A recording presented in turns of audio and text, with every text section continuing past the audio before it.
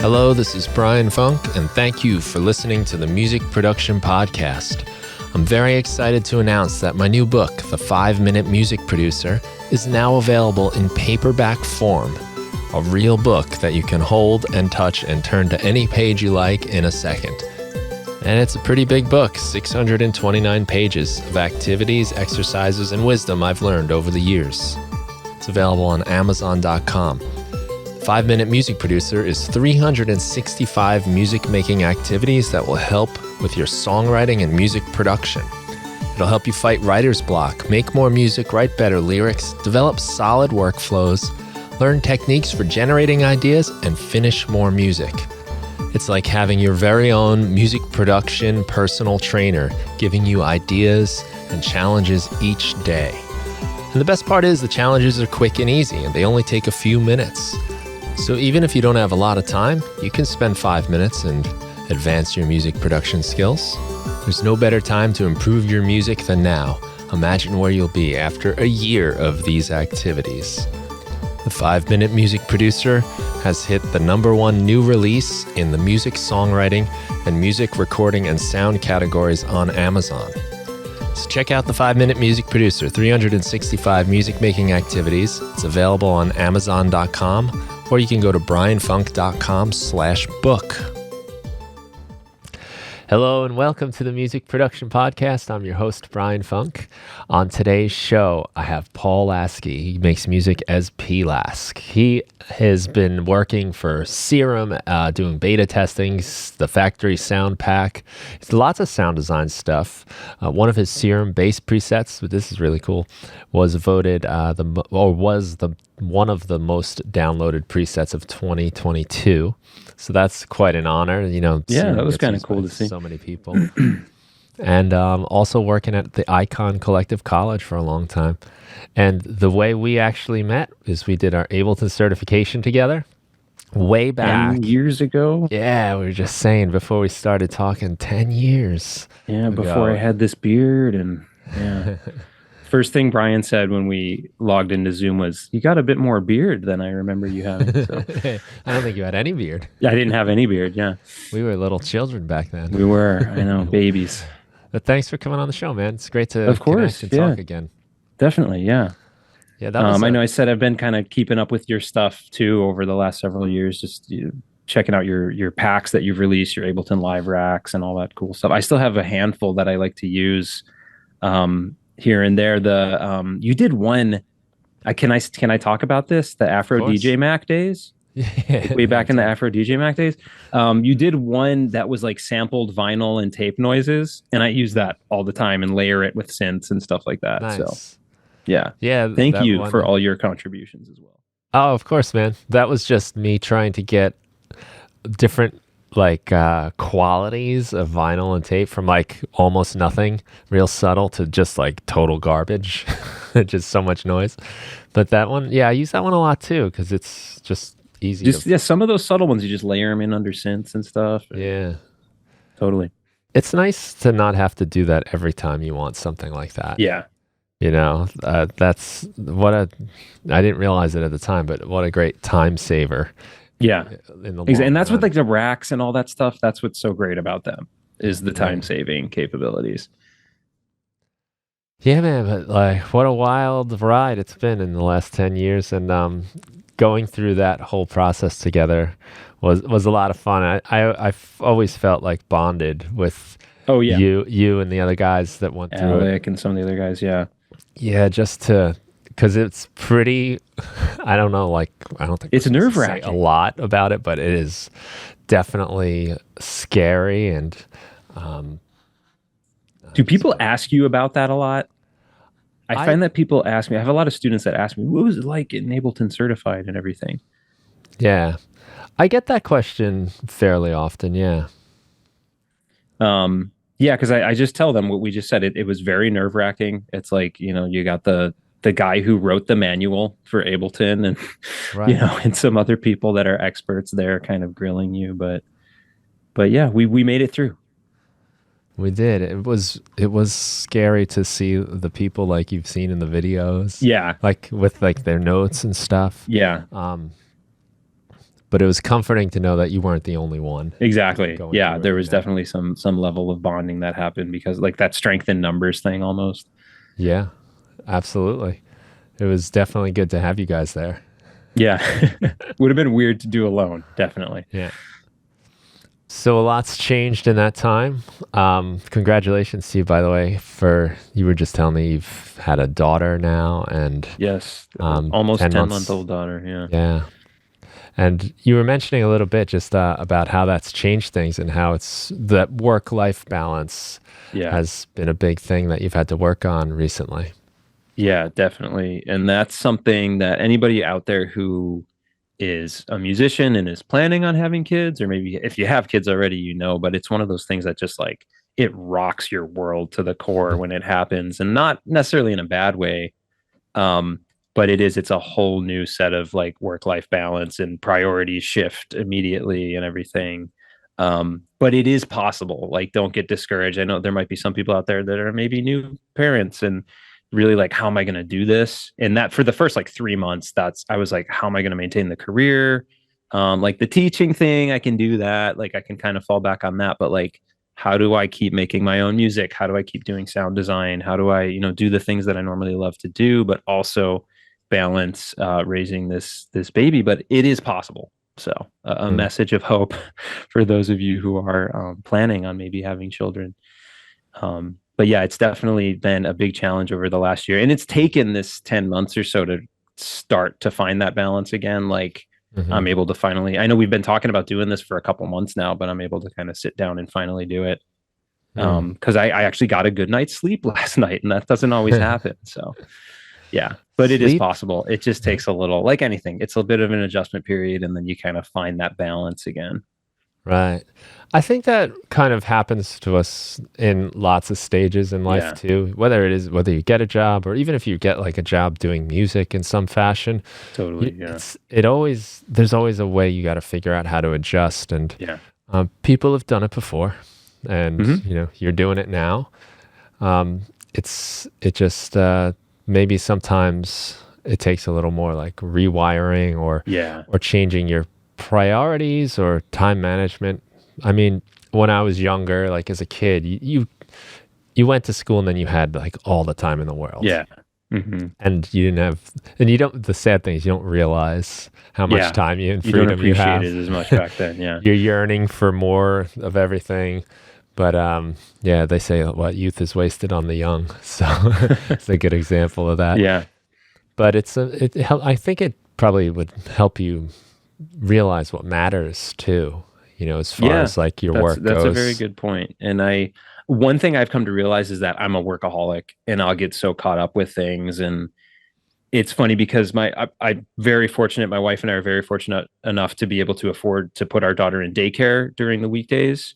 So on days when I'm not teaching, I can still work on music. And like today, I got a mix I got to finish up, and I'm working on a preset bank for Arturia for pigments, and so I got some time to dedicate to that stuff. And I know not everybody has that luxury, but when I forgot where I was going with this thought now, but when you find that balance, and you will, um, it will be different, right? Everything will look very different, but it like I said, it's possible. It's just shift around. Maybe, I'm up after she goes to bed.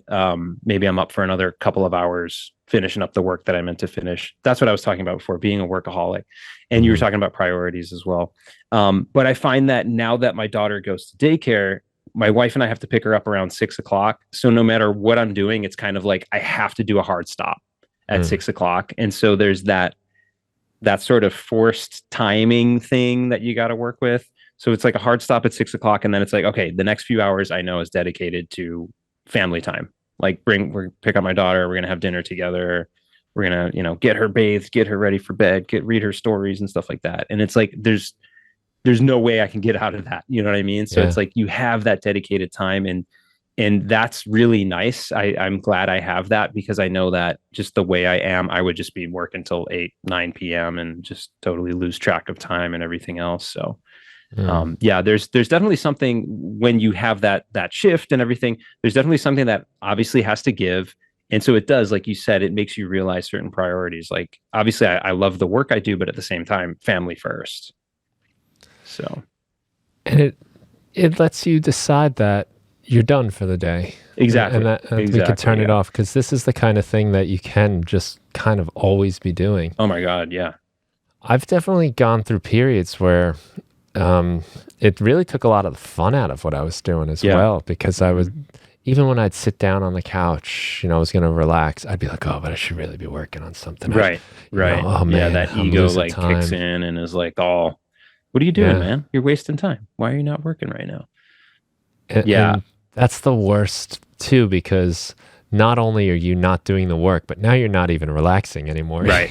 Right. So you really are. And you almost don't give yourself time to relax. And that's one thing that I've come to realize is time blocking is really important. And just like, if, open a Google Calendar or whatever you use and just mark off like, 2 to 4 p.m. I'm going to work on these Arturia presets. And then 4 to 6 p.m. I'm going to finish this mix up. And then 6 p.m. pick up the daughter, and it's like family time for the rest of the evening or whatever. But if you just see for me at least, like seeing those blocks of time and just being like, okay, in this window, this is the stuff I'm focusing on, and just like honest to goodness focusing on that stuff, I find that's way more efficient, and I tend to get more done when I do that, rather than just like, okay, well, I'm not teaching today. I've got X, Y, and Z projects I'm working on. And I got 6 to 8 hours to do that. Let's just see what happens. That I'm never going to get anything done when I just like, kind of free form. Yeah, I got these projects and I got all this time, and maybe I'll get something done. But there's something about just like blocking it off and just like allocating that space for yourself almost, in that time to just focus on this specific task. Even if you don't get the thing totally done, I find that can be like, you'll make progress toward that, and you'll know you've made progress toward that. Yeah, it makes a lot of sense. Yeah. As a school teacher by day, I get summer vacations, and I'm always thinking like, yeah, I could probably do like 3 albums this summer. Yeah. I can record some courses. I could do with all these grand plans, Absolutely. Yeah. But without that kind of like need to block time, it's so easy to waste it. Absolutely. Yeah. And I find I get more work done a lot of times when I'm working, when I actually have to be at work. Even on Saturday, I had some stuff I wanted to do with musically, and I can often waste Saturdays, but I had plans with my wife. We were going to go out to dinner. So I had this like limit of when I could work to. I can only work until, I was so much more productive knowing like I'm running out of time at this time, and that's it. Yeah, it's funny. It's like, what is it about having limitations, like time limits, that like it lights the fire under our butt a little bit? It's like, if I have just a totally free day, I got 8 hours to work on music today, I'm not doing that. Like that's not happening. I might get like 45 minutes in that day. Yeah, maybe. if so, yeah. But yeah, there's something about like, okay, I only got an hour, or I only got 2 hours. Let me get done what I can get done. That just kind of forces you to focus on that one thing. It's funny, at the Icon Collective, the school I teach at, we have what we call office hours. It's basically just like an open hour for each instructor has one, and the students can kind of come in and ask questions or whatever. And if it's a slow day, the teachers can just kind of do whatever they want. So a lot of times when I have those, I know it's 1 hour of time. And so what I'll do at the beginning sometimes is I'll give the students like a little writing prompt. Like a couple of weeks ago, I did one where I gave them all a sample of the Amen break. And I was like, okay, you got 1 hour, make a track with the Amen break. And sometimes just like having a little limited time window and then giving yourself some kind of prompt, it was amazing at the end of that hour to see what people came up with. And, was it totally finished tracks? Of course not. But like everybody had like a cool, maybe 8 or 16 bar loop idea with just that prompt of here's a sample and work a song around this. So, it's a fun little challenge we do, but I remember that works, and I do that for myself. If I know I got time, I got an hour today, I'm going to dedicate that to working on music. What's a little prompt I can give myself in a time restriction, and see what kind of creativity happens from that. Well, that makes sense, because you're also kind of freed of the stress of it becoming something major with an hour, because like you said, a little more finished, but it was something that they can use and work on. Exactly. And yeah, 9 times out of 10, I'll have students at the end of it because we'll share what we've done, and they'll be like, "Oh, this is obviously not done yet, but this is something cool, and I like this, and maybe I'll continue working on this and finish this off as a track, and Mm. who knows, maybe even release it." Um, so yeah, it's funny too, because I know I one thing I mentioned to you before we started today was one of the classes I teach at the school is called the Art of Flow, and we're thinking of new names. We're trying to like rebrand it, but the idea with the course is it's kind of like a philosophy class for creative people. And one of the main things we talk about in there is like resistance and the ego and fear, and how all of those things are things that hold us back and can really prevent us from doing our creative work. Mm. Like you said, in that hour, we don't have that pressure of like, it's gotta be something, it's gotta be some release worthy thing. When we go into a creative process with that mindset, the creative process is dominated by the ego. What do I mean by the ego? I keep throwing that word around, and there's a lot of definitions for that. What I mean by the ego is like the more kind of intellectual part of our being, like the thinking part, right? So many producers, they start producing and they're guilty, and I know I am, you probably are too. They're guilty of overthinking stuff. That means that the ego's just taken control of the process, and it's like it's not using, that's not the right word. It's trying to think of what the end result is going to be, and it's valuing the end result and not valuing the process. Like, what's the tangible thing that's going to come out of this? Whereas if I give you an amen break and I tell you you have an hour to do this, you're not thinking about like, oh, is this going to get released on X, Y, or Z label? You're just like, okay, I got this thing. I'm going to have fun with it. I'm just going to enjoy this process of an hour. Mm. And when you kind of let go of the end product and you focus more on the process and enjoying the process and like loving doing the thing, that's when real authentic creativity is going to come out. That's like one of the core tenets of this course that we teach. And it's cool to me because I've taught at other institutions, music institutions, and I don't know of any other one that has a class like that. That's like, let's take a break from all the technical stuff, the realm of the ego, if you will. Let's take a break from all the technical stuff, the intellectual stuff, the EQing, the compressing, the how do I make a FM bass sound or whatever. And let's just focus on like the mindset. Like, how do we need to approach this in order to get creative and in order to, in our case, because we're trying to teach people how to live a creative lifestyle, which is a really hard thing to do. And the ego can't be in control there because, excuse me, because ego tends to do better when it comes to things like structure and form and numbers and calculations and stuff like that and solving problems. But we need to kind of let go of that a little bit when we're getting creative. And just to kind of summarize, and I know I'm rambling, but just to kind of summarize here, it's more about the process than it is about the end product. And the end product will come as a result of a refined process. The more you refine that process, the more you kind of let go of like, what is this going to be, and just have fun doing it, better stuff's going to start happening at the end of the day. That idea has come up a couple times recently in various conversations I've had, whether it's in real life or on this podcast. And most recently with Ben Burns, who's been on this show now 4 times. Wow. Yeah, he's the world record holder for appearances here. But he was talking about art as like the byproduct of the artist's lifestyle. Absolutely. And again, like a writer friend of mine that I talk with just about every day, we talk about that a lot, like going through just showing up, doing things, and letting whatever it is kind of just sort of happen. Yeah, exactly. If it requires showing up and showing up often, like that discipline, but it is a trust in, if I keep showing up enough, eventually something will happen. Exactly. Yeah. One of the analogies I'll sometimes use in the class is the analogy of a surfer. If you think like if somebody's a surfer and maybe they've made a career out of that and they kind of define their being of I'm a surfer, you go out, you swim out with your board and you wait for the waves to come and you catch waves and you ride them into shore. If you have a bad day of surfing, you don't necessarily come home thinking, I'm a sucky surfer, I'm terrible. Like if the waves weren't coming, the waves just weren't coming. And you just, you didn't happen to catch any good waves that day. But you don't go home and like disassociate from being a surfer and like, I suck at being a surfer. Why am I doing this? Whatever. You're just like, okay, well, I'll go back tomorrow and see if the waves are hitting better tomorrow, if the wind conditions are right or whatever. And I think, like you said, the concept of showing up, I think that's so important. There are going to be days when it just doesn't happen. But I think showing up without distraction and without like resistance. Another book I reference all the time, you may know this book, Brian, is the War of Art by Stephen Pressfield. Yeah. Great book. Love it.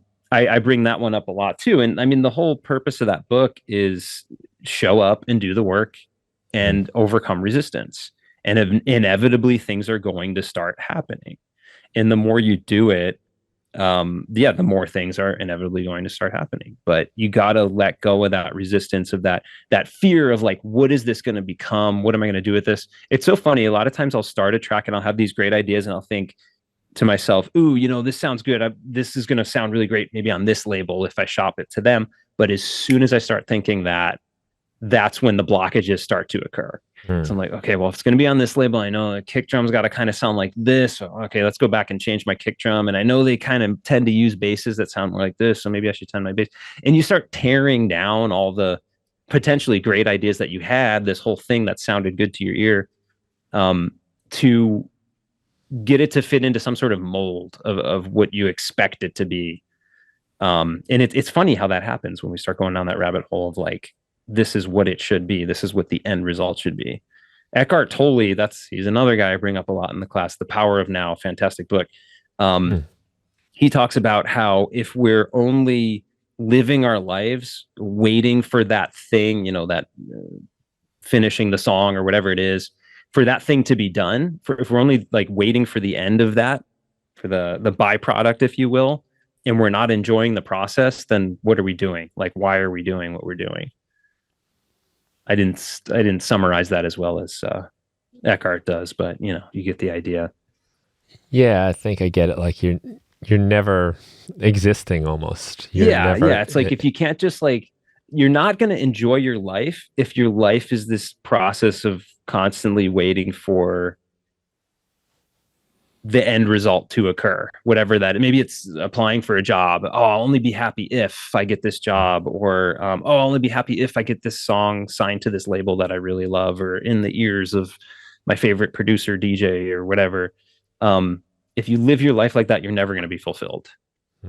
But if you enjoy again, it all comes back to enjoying the process. If you love doing the thing, whether it's making music, making sound design, recording, writing lyrics, whatever it is, if you love doing that thing, success or whatever you want to call it is going to be a byproduct of that ultimately.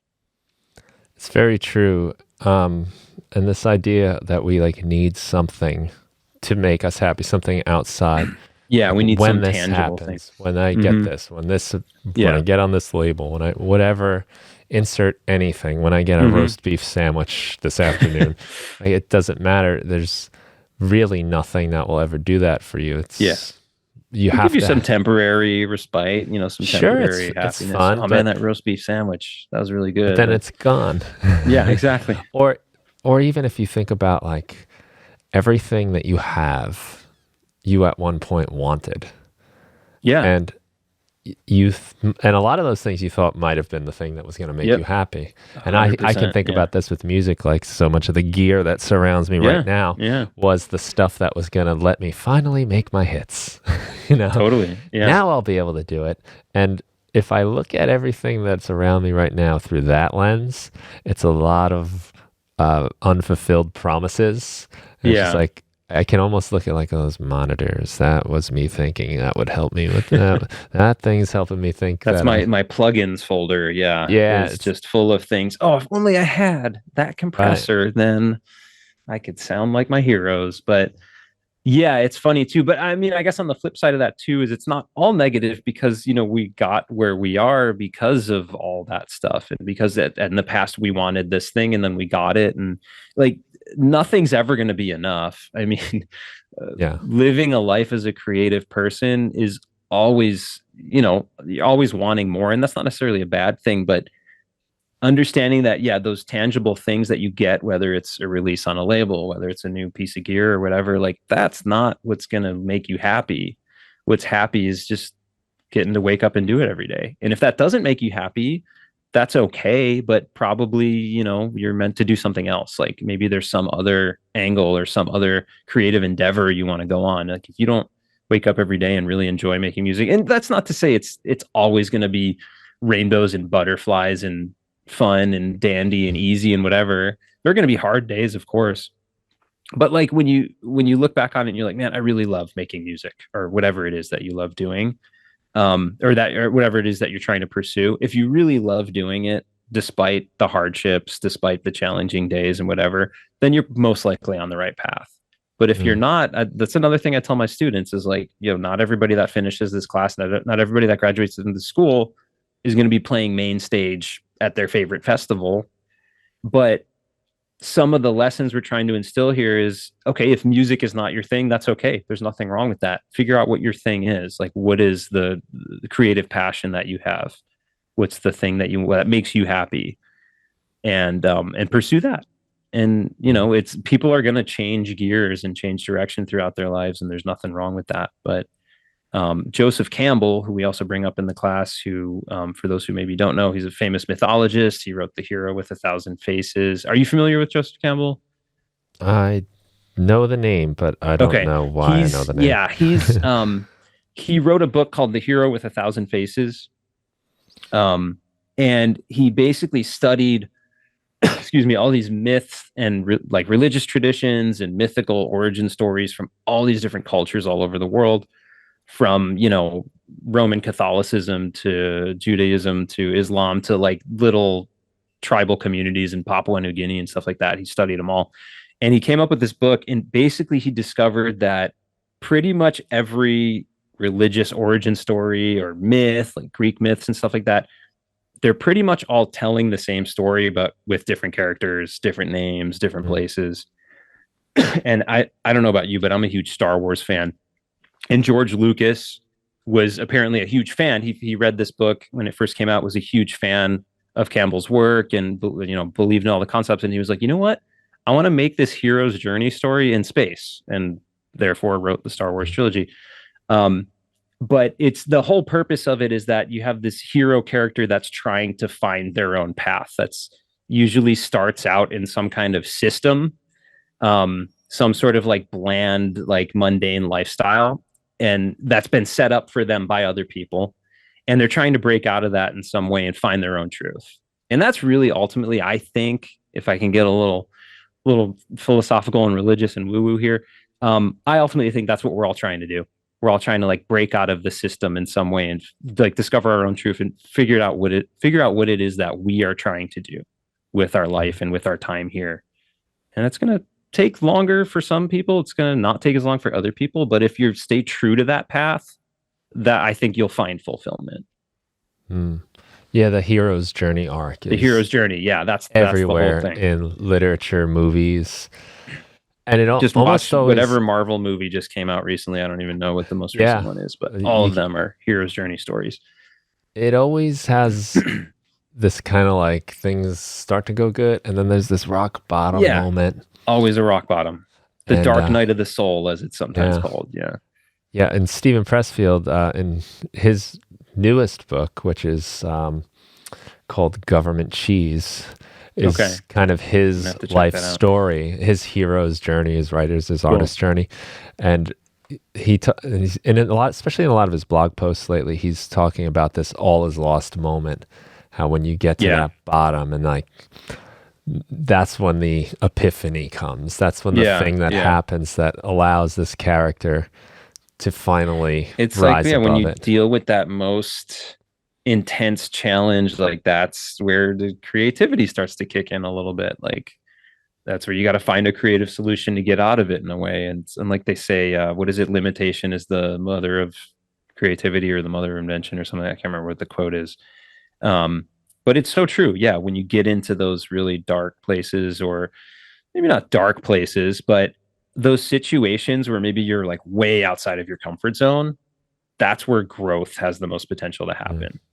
That's what he's really kind of getting at with this concept of the hero's journey. And I'm Pressfield in a lot of his work too. I mean, talks about that type of stuff.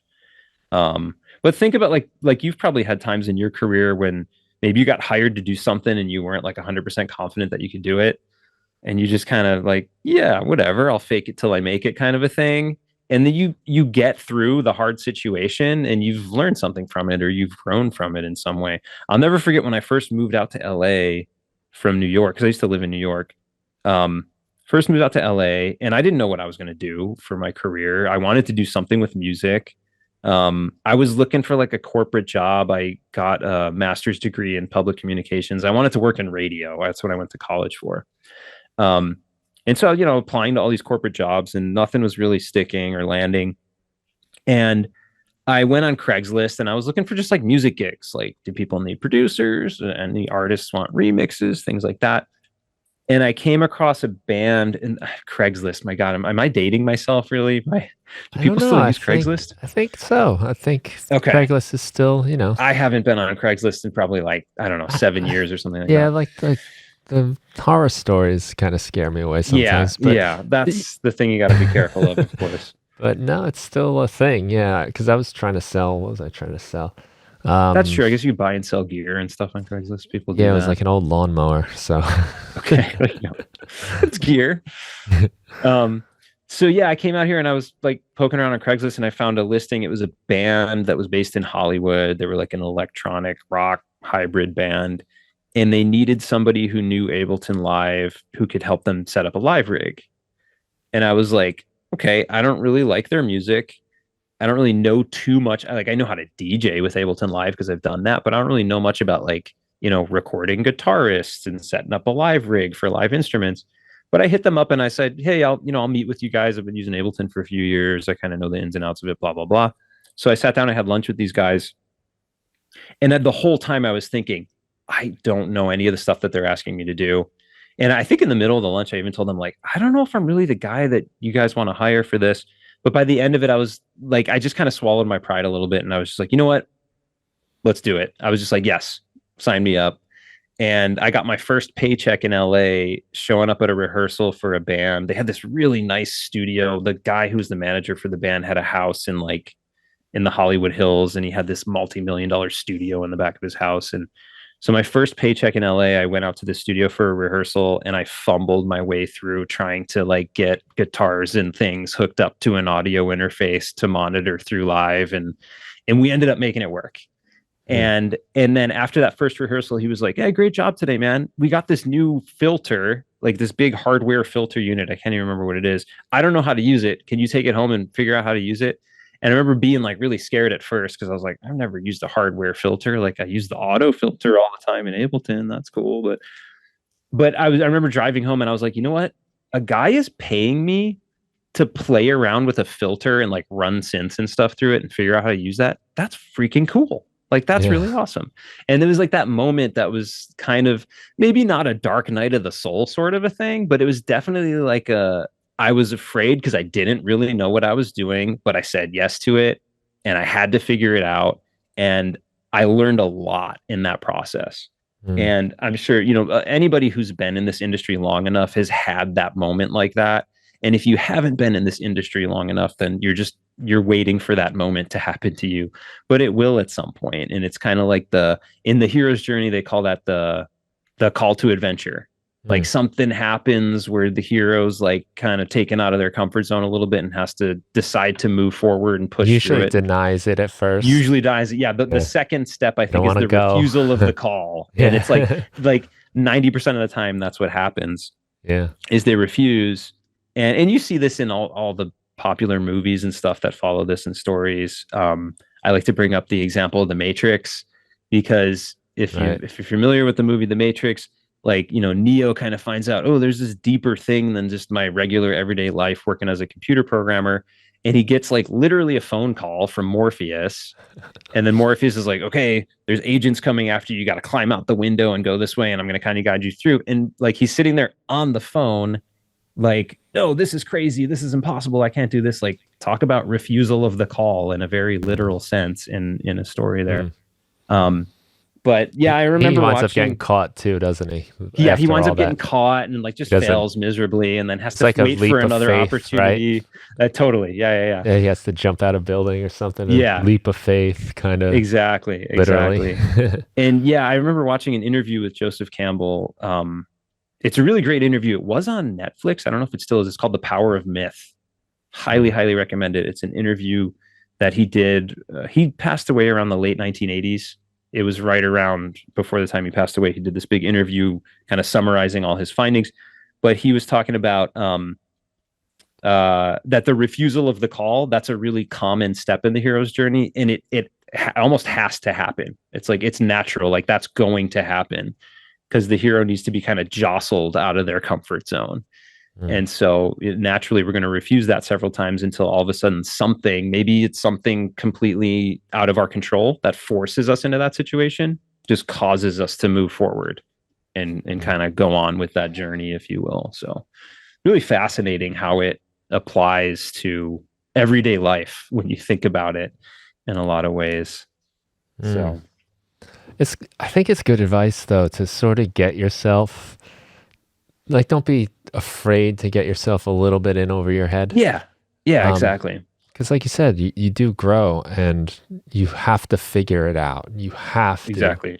You Yeah. sometimes need those like gun to your head moments Yeah. where Yeah. you just have to Hopefully it's figure not it out. that extreme, but yeah, yeah. Figuratively speaking, of course. Yeah. Yeah, of course. Right, right. We can probably all live fulfilled lives without that.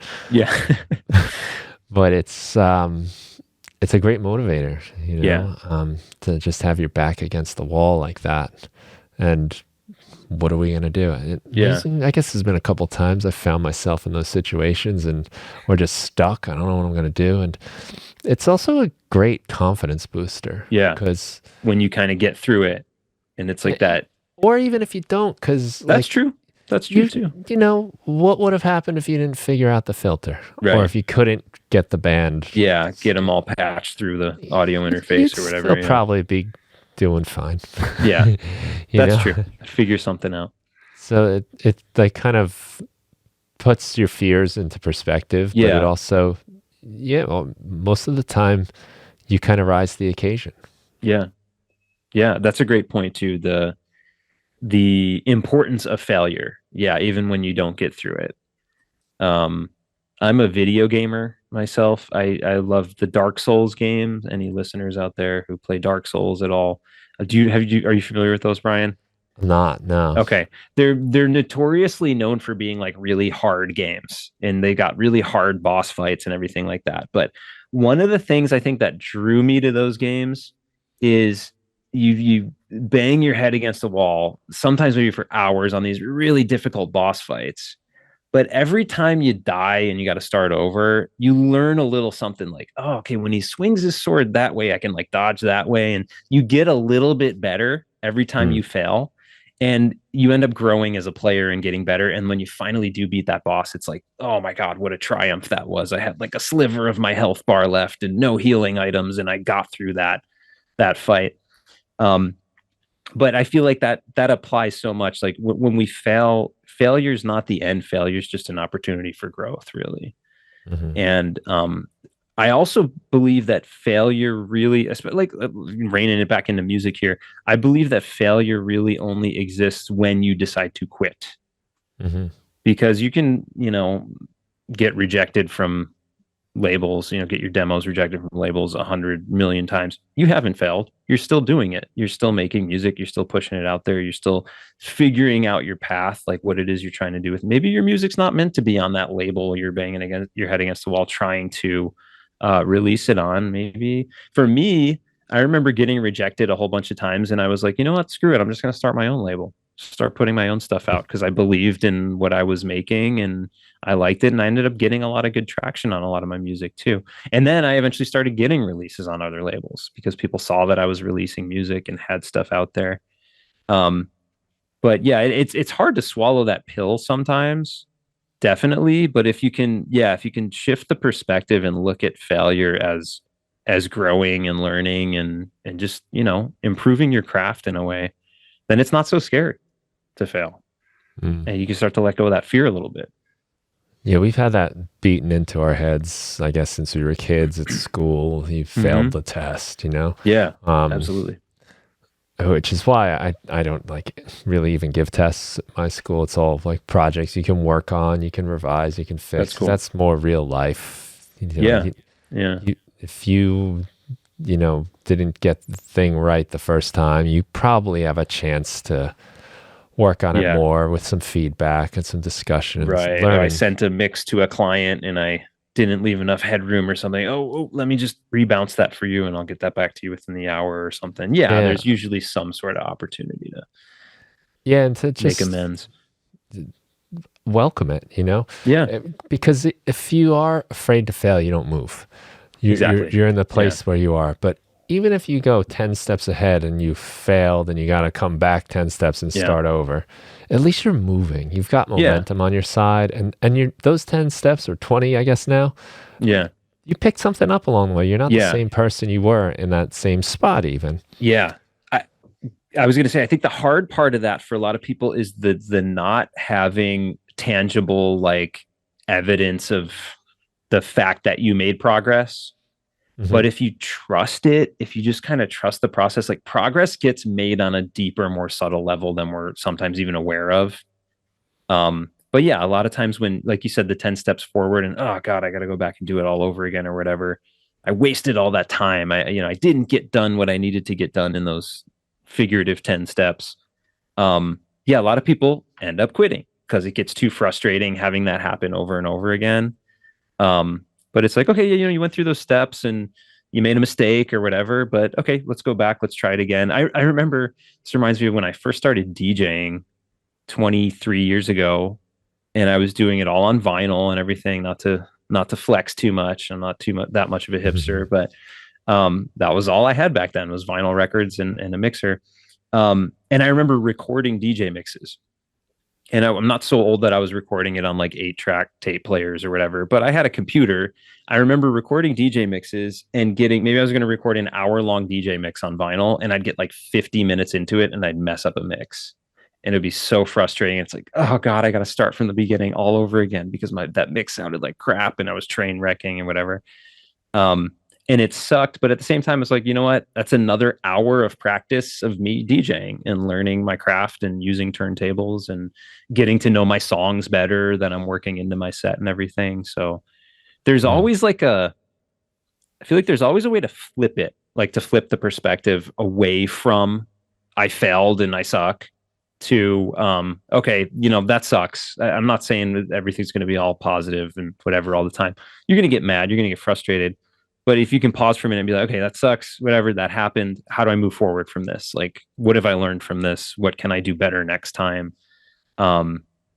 There's always a way, I think, that we can react to. That's the only thing we can really choose, right? Is how we react to a situation. Right. Things are just going to sort of happen.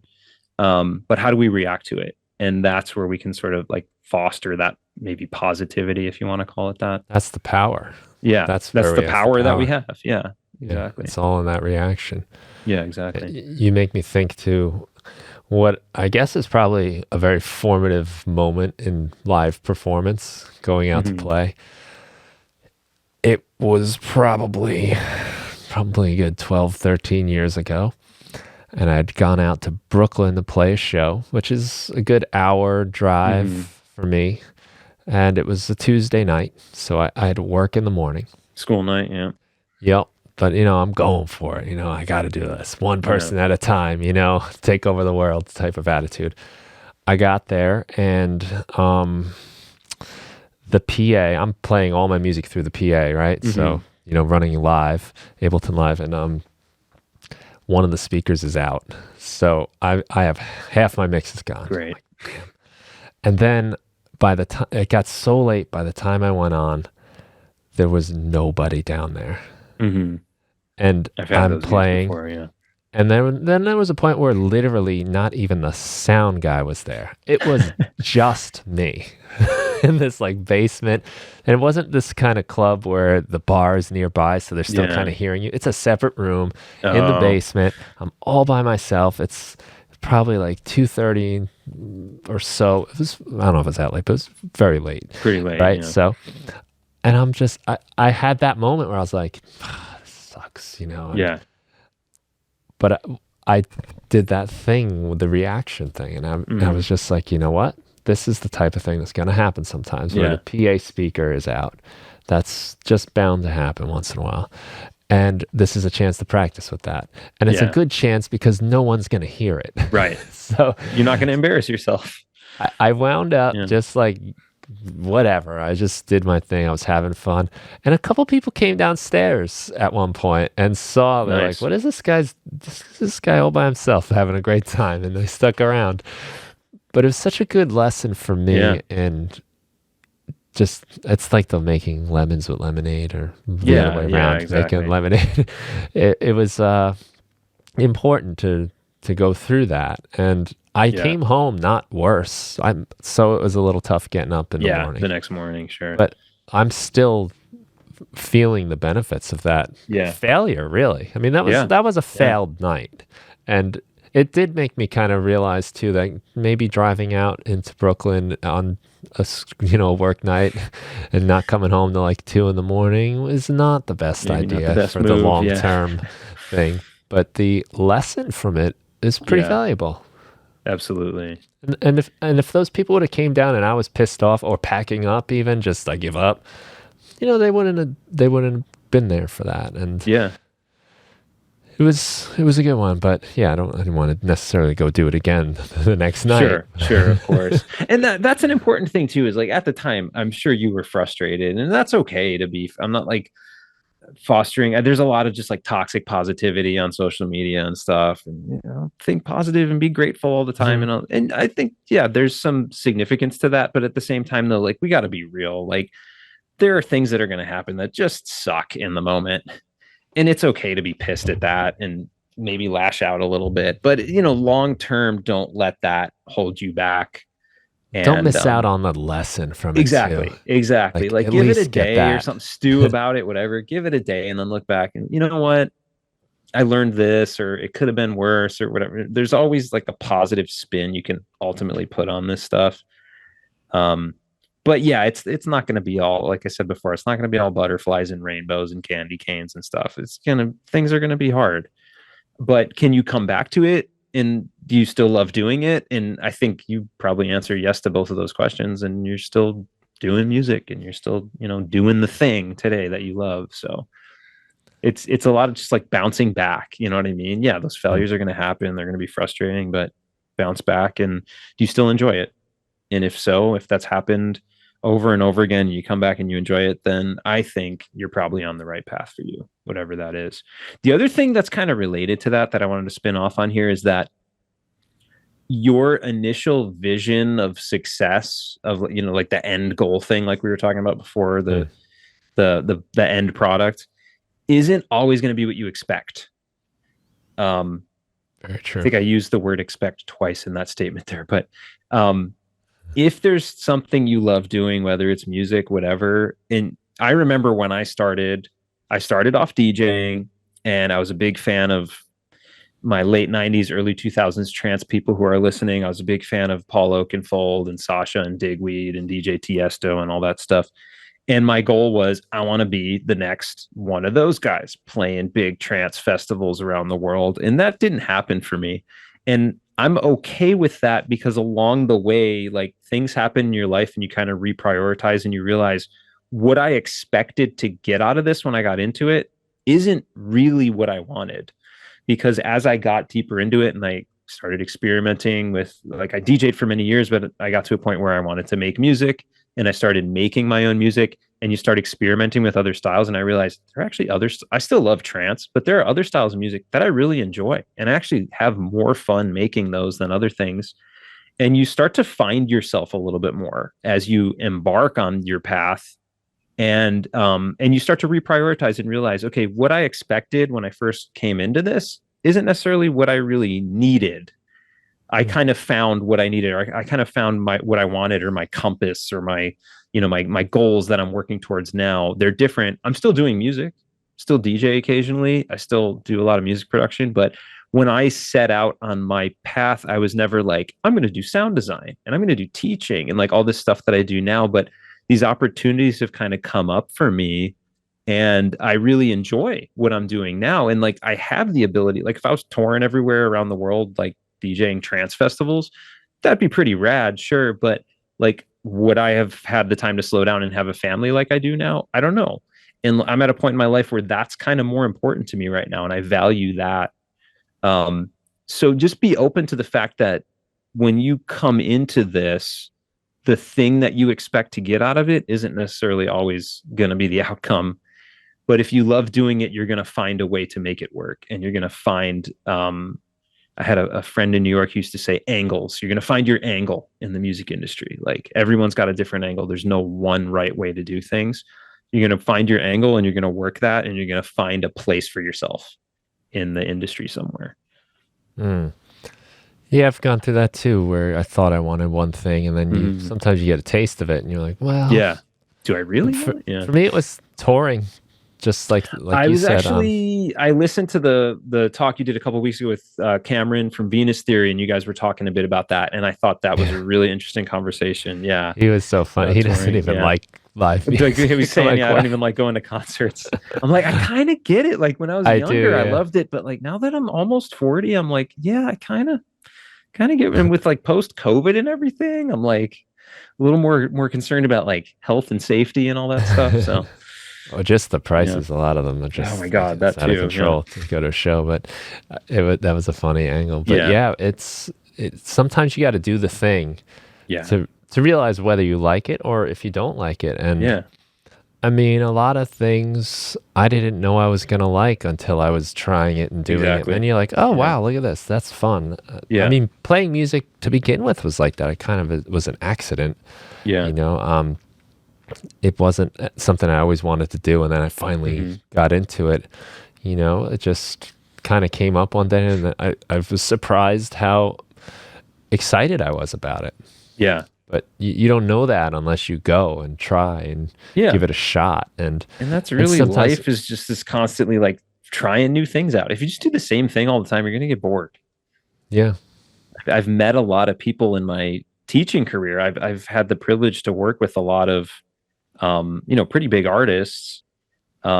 I don't know if I can say certain names or not, but some of it's common knowledge. Like they went through the program at Icon Collective, but like Nightmare is huge in the EDM world. I mentored him for 6 months. I sat in a studio alone with this guy before he was famous. And you see like the work ethic of these people, and you see what they're doing. And it's funny to see too, like sometimes how their tastes change, just like they come into it. Yeah, I'm going to make dubstep. That's all I'm going to do. And then they come out of it like, I'm actually making down tempo, ambient, acid jazz or whatever. And it's funny how we find these things that we don't expect. And it's, just try stuff out and have fun and see what happens with it.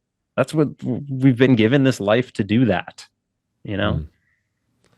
Is there any commonalities maybe you've seen from people that come from your school and then go on to find a lot of success? A lot of people ask me that. Yeah, that's a good question. And a couple of things I do see.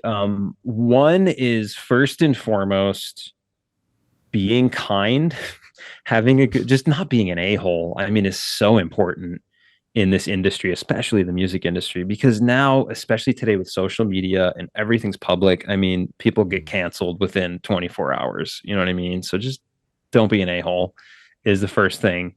And the other thing is obviously work ethic, right? You know, you want to work hard, but on the flip side of that too is I see a lot of people in the industry with this mindset, and not just the music industry, it's a lot of industries with this mindset of like grind. Like, oh man, if I got 12 hours free today, I better spend all 12 hours of those in the studio or else I'm wasting time. I am a firm believer in balance, in work-life balance. And I don't have that all figured out. And especially with baby in the works, shaking things up, that's all been kind of jumbled up again. But I'm a firm believer in work-life balance. And I also am a firm believer that most people, I can't speak for everyone, but I feel like most people don't work efficiently over long spans of time nonstop. You need to give yourself breaks. You need to, like me, for example, if I give myself like a 1 or 2 or maybe 3 hour block to do things, I can work really well and efficiently in that time. But if I, like I said earlier, if I got a full day free, I'm just going to be putzing around. I'm not going to maximize that day. There's no way. So a lot of the guys I've found tend to find that balance for themselves as well. They're not just grind all the time. Yes, they're hard workers. They have a good work ethic, but the time they give themselves to work, they're focused. That's one trait that I've seen. And then another thing too is I totally slipping my mind the third. There was a third point I had. We'll come back to it. But those two things, I think the not being an a-hole and maybe working smart, not hard. There's that, what was that author? I can't remember that book, that working smarter, not harder. But I think a lot of those guys who have seen mainstream success like that have fallen into those categories or had those as aspects of their being. I'm saying that in a weird way, but you know what I mean? Yeah, I get you.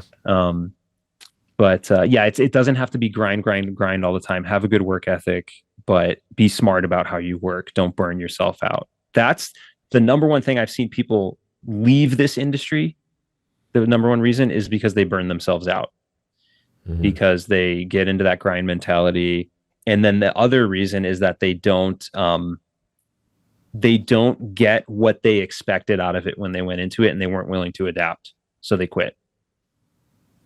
But yeah, the guys and girls who have seen mainstream success, it's because work ethic, good attitude, and also just being good at like writing and responding to emails too. That's so important.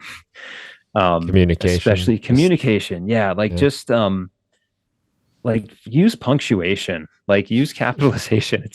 It's a simple thing, but I mean, especially if you're not going like, okay, if your goal is I'm going to be the next mainstream EDM guy and I'm going to play festivals, then okay, maybe you don't need to have good punctuation. But if like for me or like Cameron, I was listening to his talk a few weeks ago, like maybe people that are doing stuff where you get briefs from clients and you're working on client work and things like that, like just being reliable and just being able to write a good email back. Doesn't have to be complex, but there's a level of professionalism that comes through. I remember just my email correspondence with Tyler. That's Nightmare. When he was my student, like just if he couldn't make it to a session, he'd send me an email and like, formally acknowledge, hey, I can't make it today, but here's what I worked on or whatever. And there was just that level of professionalism there, even before he had seen any, big success or anything like that. And I think that took him a long way. It pleases me as an English teacher to hear you say that. Exactly. Yeah. I've been teaching ninth graders for the last few years. Okay. And one of the first things I make them do is write an email.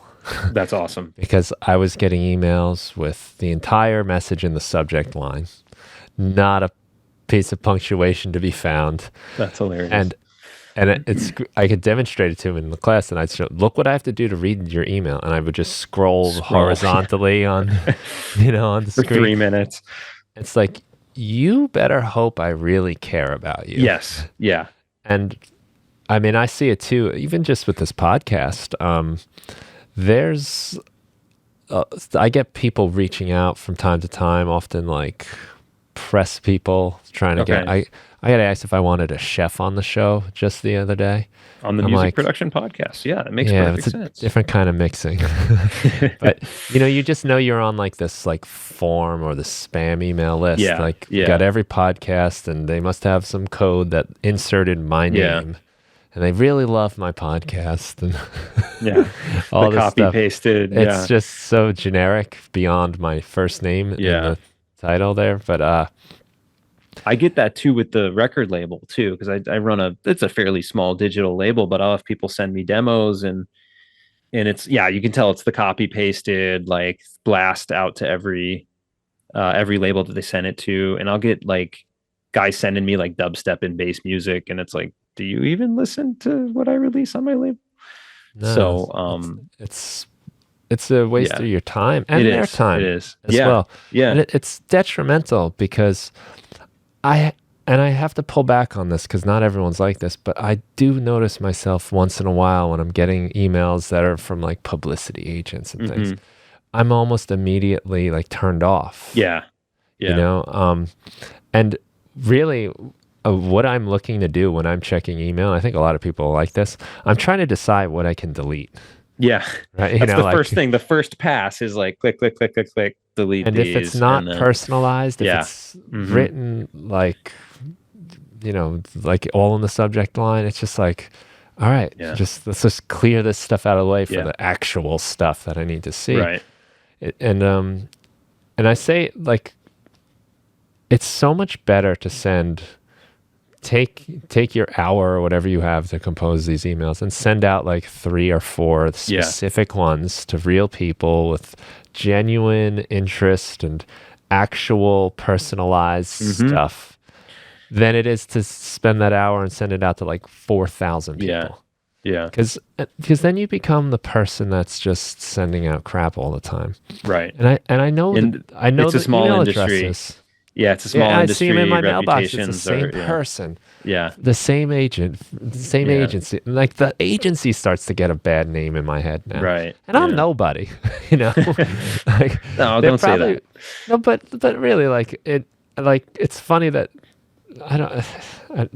That's one thing that really gets me. Yeah. Because it's a waste of time, and I feel like I'm so tempted sometimes to like find the person they're representing and be like, I just want you to know. Yeah. This person is reaching out to me on your behalf. And I think no ill will of you, but there's probably a lot of people that are getting annoyed. That are doing this. Yeah.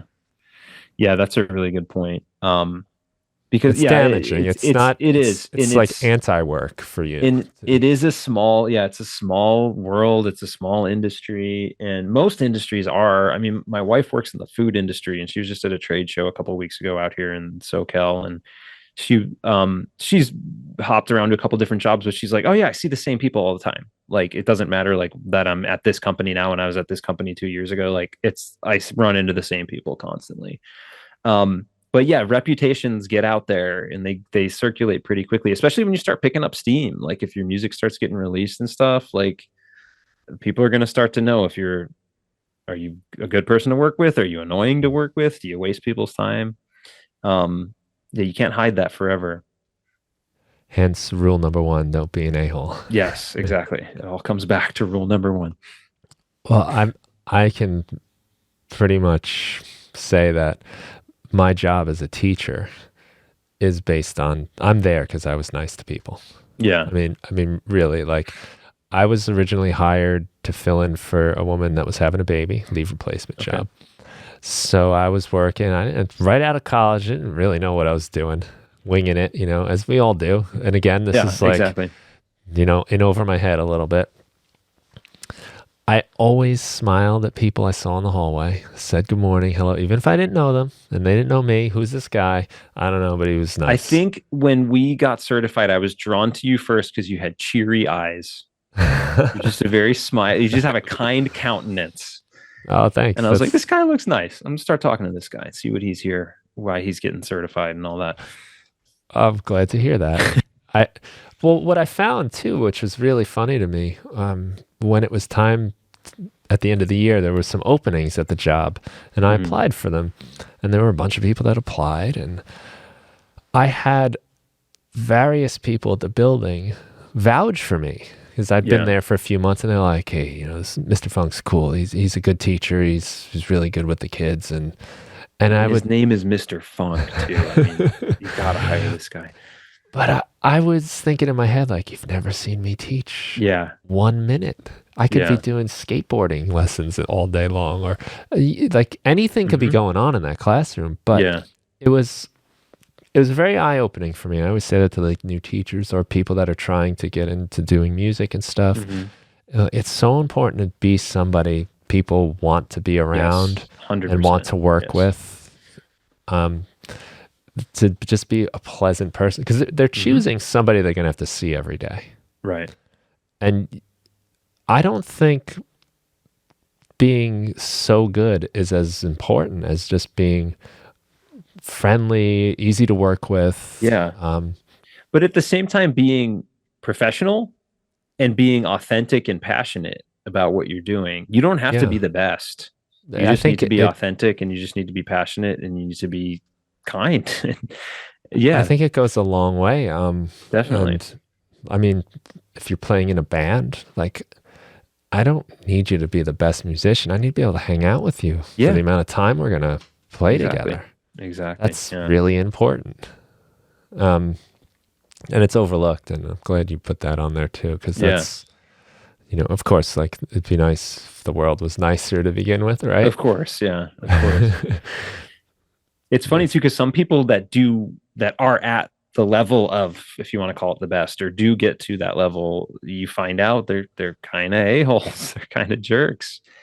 And like I said earlier, with social media and everything, this stuff gets out there really quickly. If you're difficult to work with, like word of mouth, like, I don't like working with that guy, you might want to stay away from him if he comes emailing you with some proposal for work or something like that, whatever it is.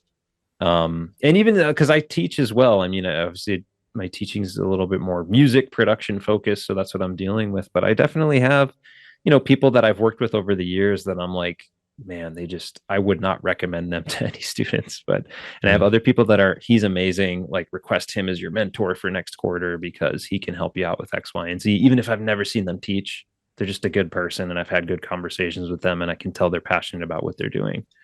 Mm-hmm. So and it goes a long way. I mean, if you're not going to be that way, you really better be good. Yeah. You better be the best. Definitely. But what a pleasure when you find out that they're that good and they're a good person. I mean, that's the best. So much further. When you find out, like, your hero who you've been listening to for 15 years or something, you meet them in person, or you see an interview with them and you find out, like, oh man, they're actually a really cool person too. So I don't just like their music, now I like them as a person too. And it, like, for us too, as artists that are trying to build a fan base, if we connect with our fans and they realize that, they're more likely to stick with you if you're a genuine person and you're a kind person. Well, I think that's really what you have to do as an artist these days. Nowadays, yeah. There's like artists and bands that I just like them, so you get into their music, but then you start to, like, find out what they're all about, and then you don't even care. Like, you just know, I know I'm going to get that new record. It's going to be great. Like, I'm going to listen to it. I'm going to put it on, and they're cool dudes. I've found even bands where I might skip around on their albums. I just put it on now because I just like what they do. I just like that whole aesthetic they have going. It's bigger than the music. Yeah. And in a world where, like, the new Chat GPT 4 just came out, and there's so much potential for AI to do music and everything, basically. Creativity. I think those are the things that are really going to be important, because that's what we connect with. And I think that's the only hope for a lot of artists and music, is that it's going to be the humanity that really comes through. I've said probably this before, but I don't think a new AI song, even if it's amazing, is going to get people to wear, like, flannel shirts and ripped jeans. That's true. It was, like, when, like, a band like Nirvana and the whole grunge movement came out, you were like, I'm sick of, like, how glossy everything is, and I'm with these guys. They're like me, and that was so much of it. Good example.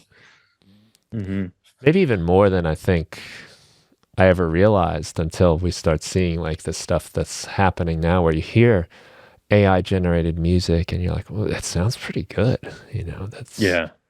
But gives me chills a little bit. But am I going to listen to it? Exactly. That's the thing. And it's almost nowadays, and I kind of hope it stays like this, but it's definitely more of a novelty thing. If you hear an AI generated song and you're like, man, that's pretty good. Okay, cool. Moving on with life. That was good. But because what is there? There's nothing to connect with there. It's like, I'm not going to follow Chat GPT. And like you said, I'm not going to go buy a Chat GPT tour shirt or something, 2023 tour.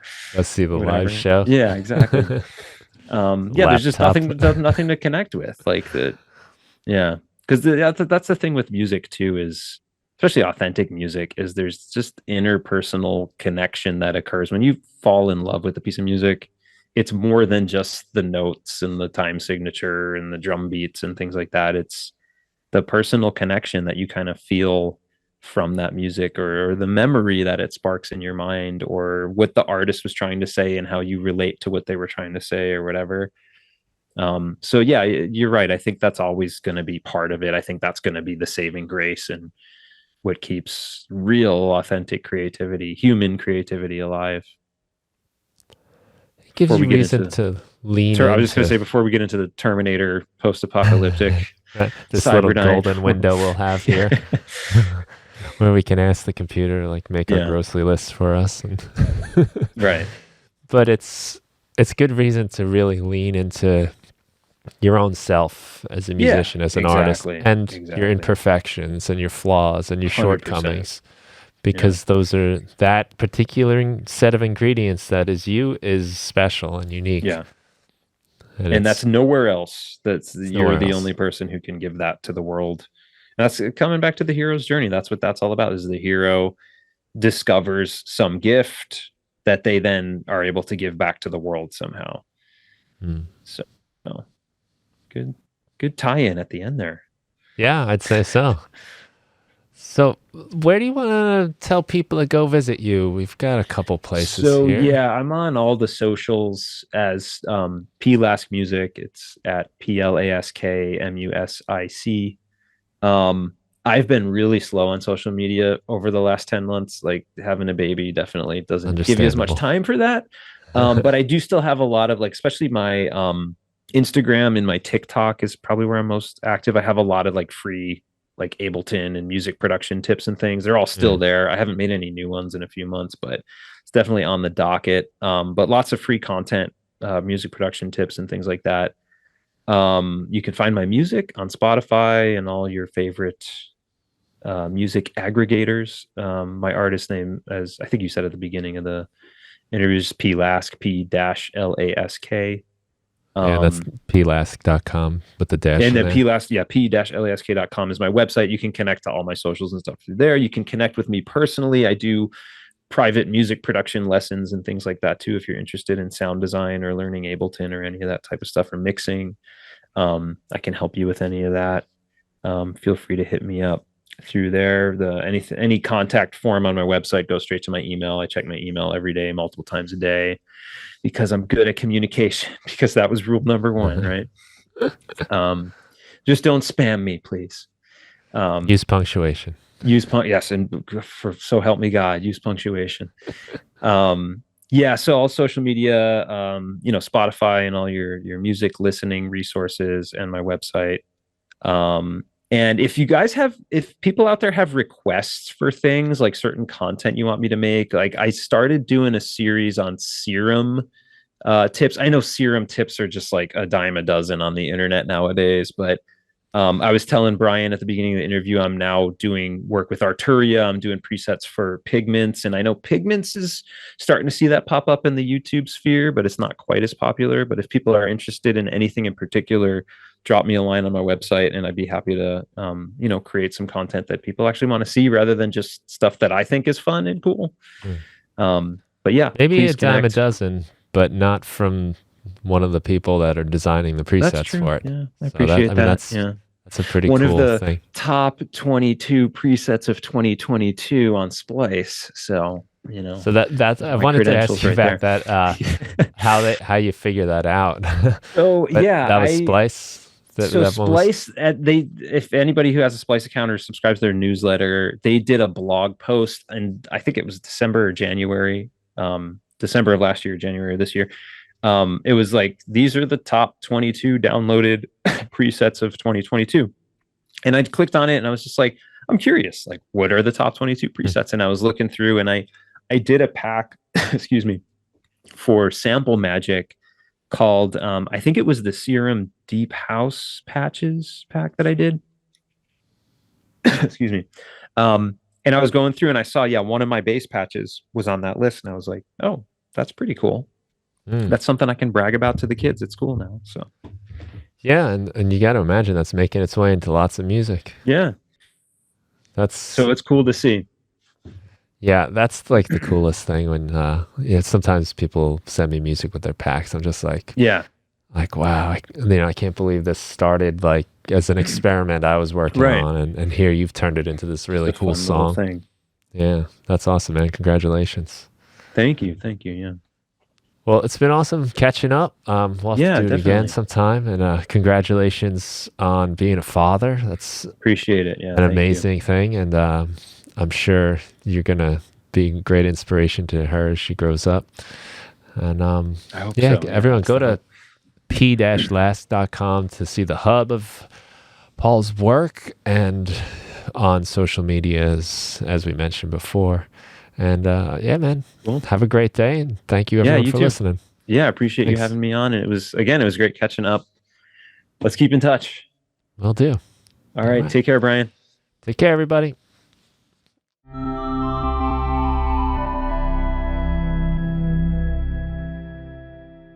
Hey, if you enjoyed the Music Production Podcast, please consider giving it a review on your favorite podcast provider and share it with a friend, somebody that you think might enjoy the show and get something out of it. That would mean a lot to me. And if you want to check out more of my work, including sound packs, tutorials, etc., head over to brianfunk.com. Thanks so much for listening, and have a great day.